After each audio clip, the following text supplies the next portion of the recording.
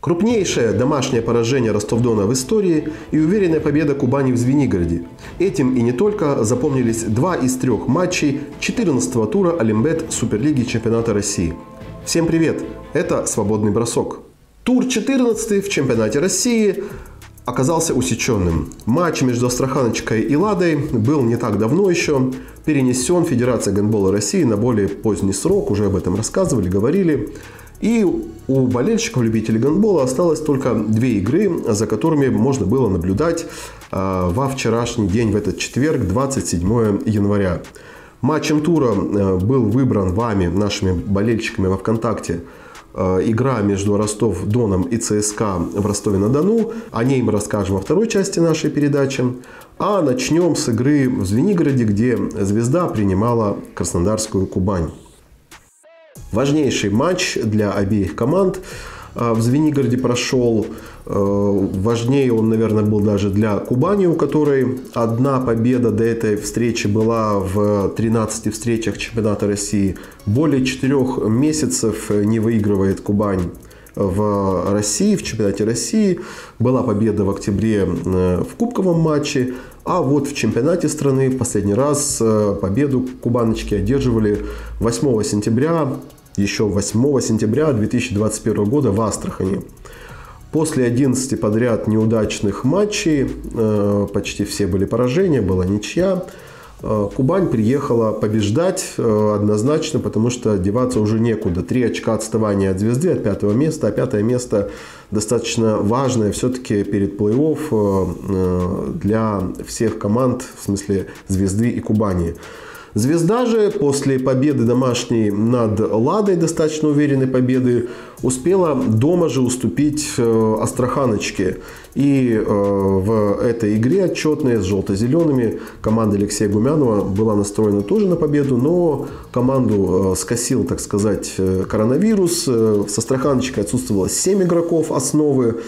В матче с Кубанью кто-то из них уже появился. Как я понимаю, это Екатерина Кирикиас, Альбина Мурзалеева, кто-то еще. Но все же большие проблемы. Игроки некоторые не в полной кондиции, как та же Екатерина Кирикиас. В общем, ожидался очень интересный матч. Между этими командами всегда встречи проходят в последние годы в бескомпромиссной борьбе с неожиданными результатами. Начала «Звезда» чуть более активно, и где-то до 10-й минуты она лидировала в счете. А затем Кубань сравняла счет, вышла вперед. И весь первый тайм практически шла игра на равных. Кубань все время уходила чуть вперед, «Звезда» все время практически догоняла.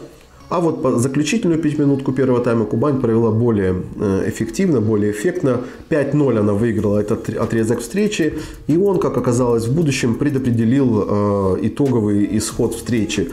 Кубань ушла на 5 мячей вперед. 20-15 с таким счетом закончился первый тайм в пользу краснодарской команды. Во втором тайме ни одна из команд не имела какого-то особого преимущества. «Звезда», естественно, бросила все силы на то, чтобы догнать Кубань, на то, чтобы отыграть отставание.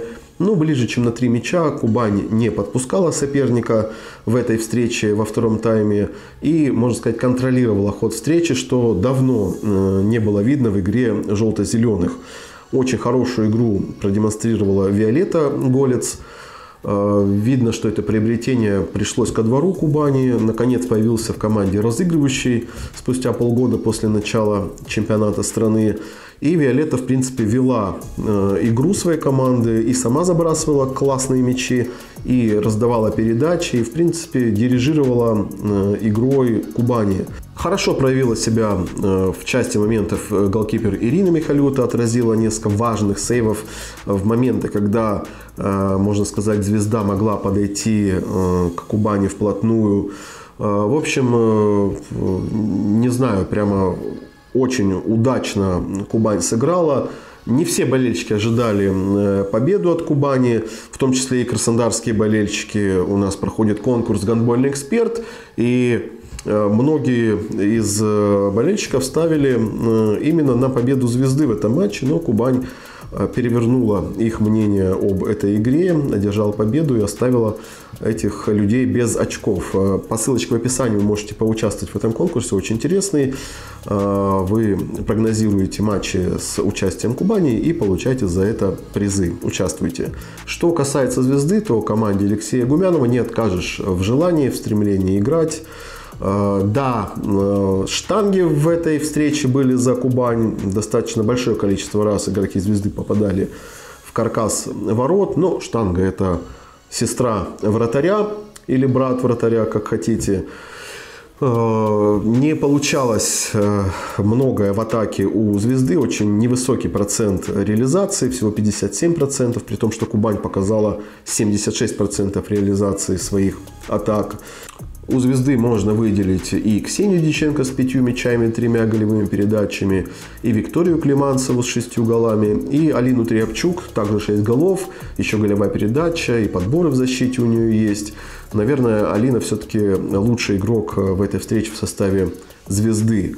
В общем, Кубань выигрывает в Звенигороде очень важный для себя матч и подбирается к «Звезде» уже всего на 1 очко. Я напомню, что по итогам предварительного этапа перед плей-офф 5 место и 6 место тоже достаточно важны, кто на ком будет.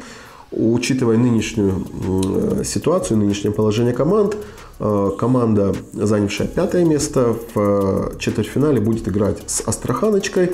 Команда, занявшая 6 место, будет играть в четвертьфинале с Ладой. Понятно, что и Кубани, и «Звезде», наверное, удобнее будет сразиться в четвертьфинале с Астраханочкой. То, что эти команды пройдут своих соперников в 1/8 финала, я нисколько не сомневаюсь.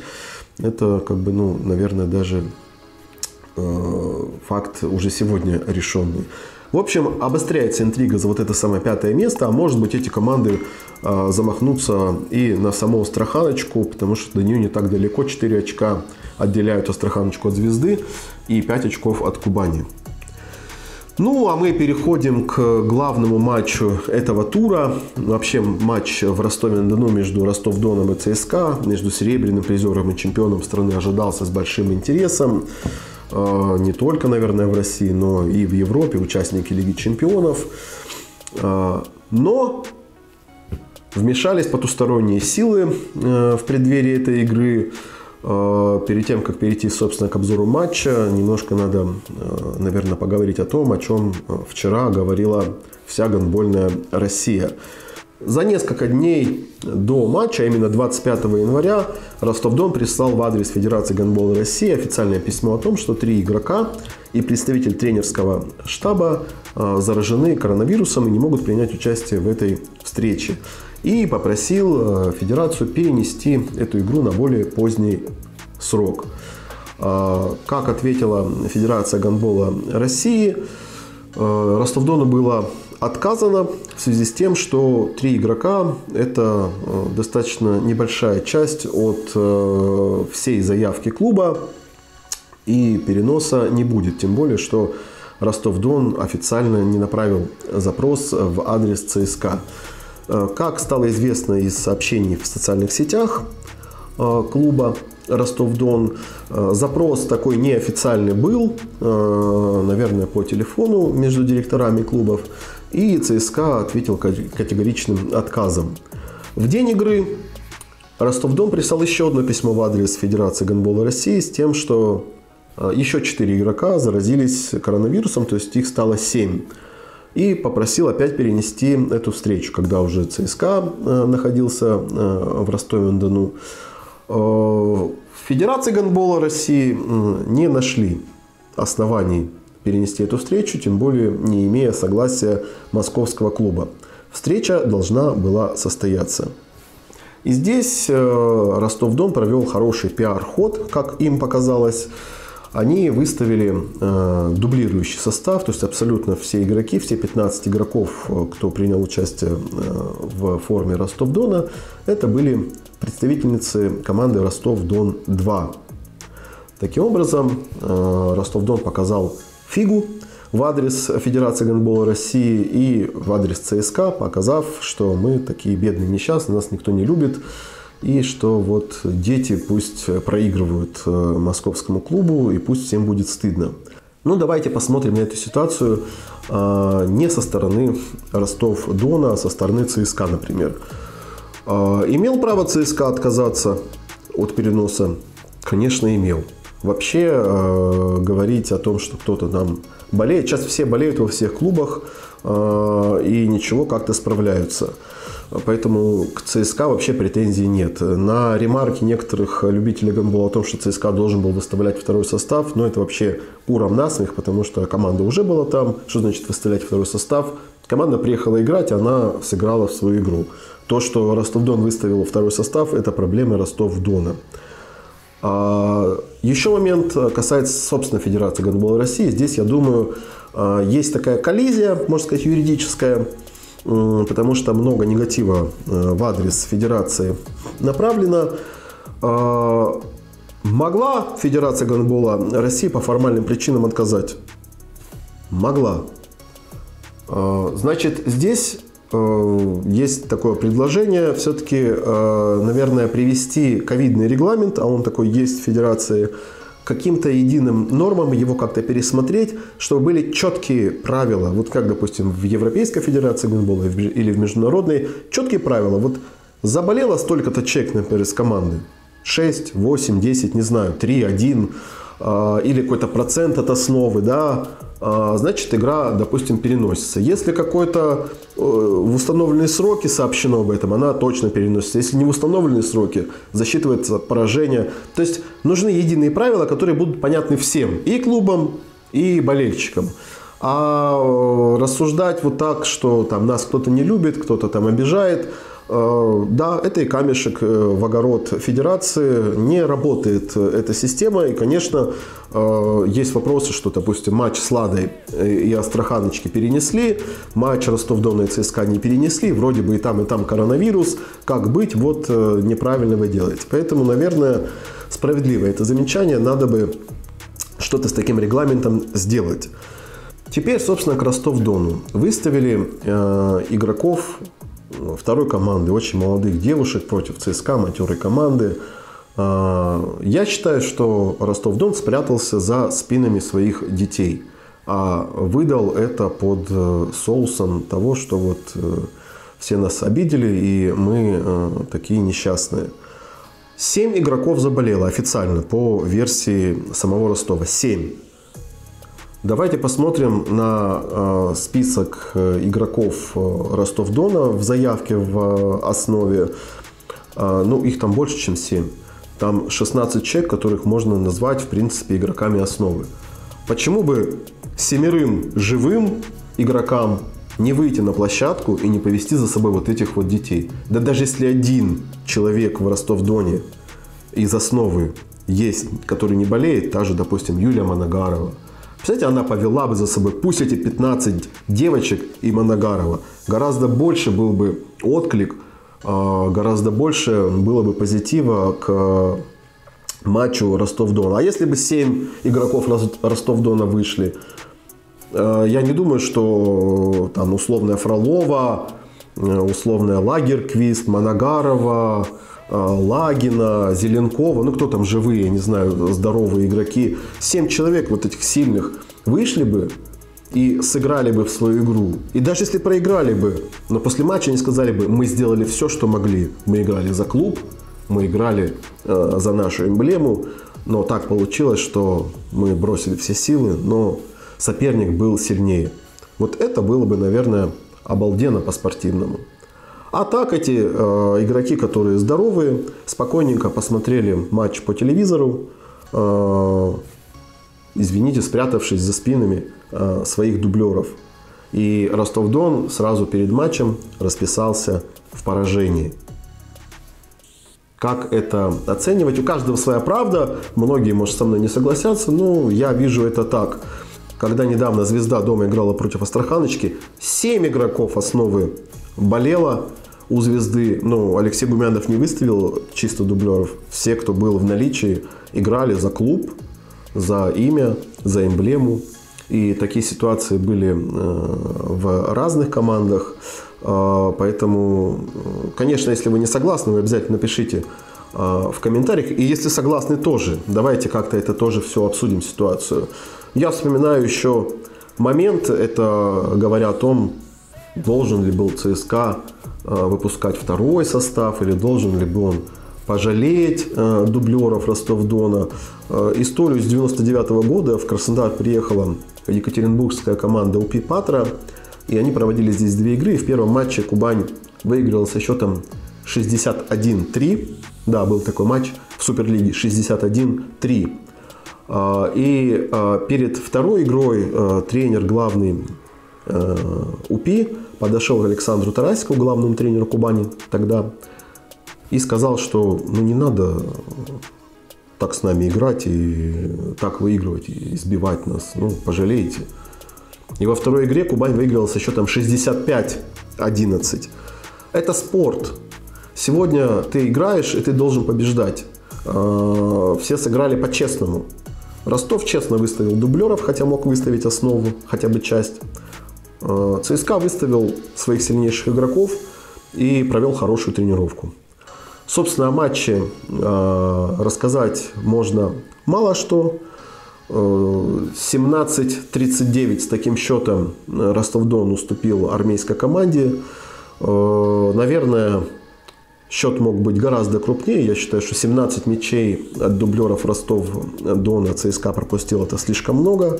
Можно было пропустить гораздо меньше и забить гораздо больше. В этом уже не откажешь самому ЦСКА. Наверное, сыграли они просто тренировочный матч. В волю покуражившись на ростовской арене, забивая очень красивые мячи. И хочу отметить один момент, что в очень доброжелательной атмосфере игровой прошла эта игра. Очень мало удалений, нарушений 7-метровых. В общем, щадили в этом плане игроки друг друга. Прежде всего, это касается игроков ЦСКА. Они молодцы. Не стали они допускать серьезных столкновений, сверхмощной защиты, чтобы, не дай бог, юные будущие звездочки Ростов-Дона не получили травм. И девочки из Ростов-Дона молодцы тоже, они вышли, не побоялись, так сказать. Хотя им деваться некуда было. Получили прекрасный опыт. Видно, что есть талантливые игроки. Очень хотелось бы увидеть кого-то из них выступающим за основной состав Ростов-Дона в будущем. Не знаю, получится ли это. Увидим ли мы их там. А в итоге Ростов-Дон получил самое крупное в истории домашнее поражение за более чем 40 лет выступления в высших лигах и суперлигах чемпионата СССР и России.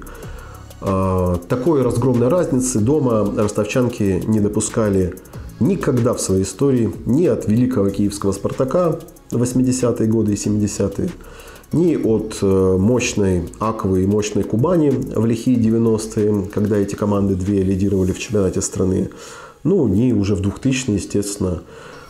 И также никогда в истории Ростов-Дон дома не пропускал в чемпионате страны 39 мячей. В последний раз рекордная отметка, это было 38 мячей от волгоградского «Динамо» в 2011 году. В общем, переписал Ростов-Дон историю свою, наверное, установил вечные антирекорды, и все мы стали их свидетелями. Стоило ли оно того? Не знаю, это вопрос к руководству, но повторяю, что, наверное, лучше было сыграть всеми игроками, кто есть из основы без болезни, сыграть во всю силу, во всю свою мощь возможную, может быть, даже и выиграть эту встречу, если проявить мощный характер, сыграть по 50-60 минут, не думая о пиаре, а в конце уже сказать, что мы сделали все, что могли. А сделали в этой игре Ростов-Дон все, что мог. Дублеры сделали, а сам клуб не знаю. Мы сделали все, что могли, как вот в этом фильме. За честь нашего рода. Ну и о лучшем игроке тура. В матче, наверное, Ростов-Дон и ЦСКА нет смысла никакого выбрать лучшего игрока, хотя там в ЦСКА блеснула Юлия Маркова, 10 мячей забила, ну, кто бы сомневался. У Ростов-Дона можно выделить Алину Решетникову, 4 гола, 4 передачи. Хорошо сыграла Алина, но все-таки, наверное, лучший игрок этого тура был в другом матче, в Звенигороде, в игре «Звезды и Кубани». По мнению нашей редакции, становится Виолетта Галец из Кубани. 5 мячей, голевые передачи, вела игру. Появился, я уже говорил, разыгрывающий, наконец, у желто-зеленых. И Кубань сразу показала игру с хорошим соперником, совершенно другую, совершенно иную, атакующую, с хорошим розыгрышем. Поэтому Виолетта Галец – лучший игрок тура номер 14. В общем, таким получился усеченный этот 14-й тур. Все в ожидании мы матча еще между Астраханочкой и Ладой. Когда он пройдет, еще неизвестно. Турнирная таблица изменилась. Наконец-то, так сказать, после нескольких туров без движения ЦСКА вышел на чистое первое место. Но для того, чтобы занять итоговое первое место по итогам предварительного этапа, армейцам надо, конечно, еще не проиграть Ростов-Дону свой заключительный матч между ними и не проиграть вообще в других встречах. Также интересно продвижение Кубани. Я уже тоже об этом говорил. 5 очков теперь у краснодарской команды. И все шансы не только догнать, но и перегнать «Звезду». В общем, обостряется, так сказать, интрига предварительного этапа. Не так много туров до конца. Ждем лайки, репосты, ваши комментарии, обратную связь. Очень важно для нас. Конечно, если не подписаны, подпишитесь.